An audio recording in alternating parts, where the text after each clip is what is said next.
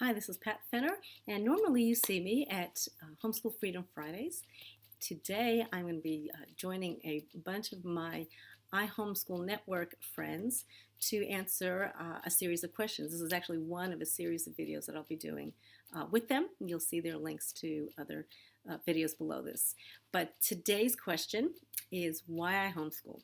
So I have to say that it has changed over the years. The answer has changed. I think we primarily started because we weren't satisfied with the local homeschool environment when we first started homeschooling, which was actually 21 years ago this fall. So anyway, so we decided to give it a shot. There are other many situations that happened also that really kind of led to that. Most of them educational in nature, and we just stepped in with both feet. My husband and I both my husband comes from a public school background, has a lot of relatives, that are teachers, have been teachers or working in administration. And I as well didn't have the teachers, but came from a family that values education. And neither of them quite understood what we were doing. We didn't either. But anyway, and over the years, I guess as my mother-in-law says, the proof is in the pudding, and we've all been very satisfied and pleased with how our children have developed through homeschooling. But why I homeschooled initially was because of a dissatisfaction with what was around us and what was available. As the years progressed, I really felt it was something that I was called to do. Our children thrived by it. We have 5 children, and they did display a myriad of different learning methods, ways they learned, not only within themselves over the years, but not only among each other, but within themselves.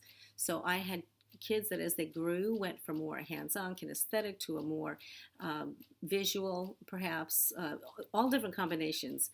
And so it was easier for us to be able to adapt to that rather than them sitting in a classroom and learning one specific way. So we homeschool for actually the freedom that it gave us to follow our kids' learning bends and interests and abilities and methods. And the byproduct of this was just a wonderful relationship. Now, I won't tell you that every day has been, sunshine and roses, but over the years, looking, like over an overarching thing was that I'm very close to my kids. My husband is too, but they are very wonderful, talented, independent adults. We're sending off number 4 as I record this video. We'll be sending off number 4 to college next week. And then we still have an 8th grader at home, so I have a couple more years before we graduate the last one. But it's been wonderful. It's also a side note for that, a non-educational reason why I homeschool was that it's been such a faith builder for me. The things that we live in a pretty rural area, and the things that our kids would need every year, and I would start the year thinking, oh my gosh, how are we going to do this? Whether it was labs or, a PE course, upper maths, things like that. Some of them 2 of them had interests in, videography and film and photography, and how were we going to do that was just beyond me. So, but over the years, as the needs revealed themselves, resources came about, and it's been a wonderful, beautiful thing to watch. So I don't regret it. It's been hard sometimes. It's been fun a lot of times. It's been challenging all of the time. And I think I've grown personally and learned a lot too over the years, and it's been neat to be able to help other people in their own journey with it. So that's why I homeschool, and it's not an easy, quick, pat answer. And you may find that too as you go on in your journey. And I hope you do, because God is a God of making things new, and certainly our homeschool has looked new every year, looked like something different.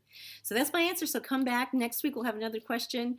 I don't recall what it is offhand, so you'll be surprised too. So we'll see you in the next video. Bye-bye.